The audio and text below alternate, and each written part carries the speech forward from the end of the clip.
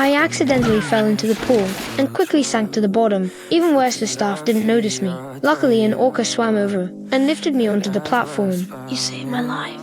So the next day, I went back to the aquarium and threw a fish to thank the orca, but it didn't take it. Instead, it pushed the fish back to me. I tried to show it how to eat, but the orca shook its head and opened its huge mouth. It actually wanted me to feed it by hand, so I slowly reached out my arm. After swallowing the fish, the orca excitedly sprayed water. When the trainer saw us, she decided to let me become the orca's trainer. I agreed without hesitation, and I named it Willy, with me beside it. The orca became more energetic, and we grew into close friends. One day the boss came to observe training. Seeing our perfect teamwork, he felt very pleased, and decided to arrange a show. But on the day of the performance, kids kept banging on the glass. The loud noise scared Willy. When I called it over, it let out a frightened cry, as if asking me to stop, but I still chose to continue. Willy nodded and cooperated. However, when it entered the water, the kids hit the glass even harder. Willy lost control. It slammed into the glass wall, and the crowd ran away in panic. The boss told his assistant to inspect the tank.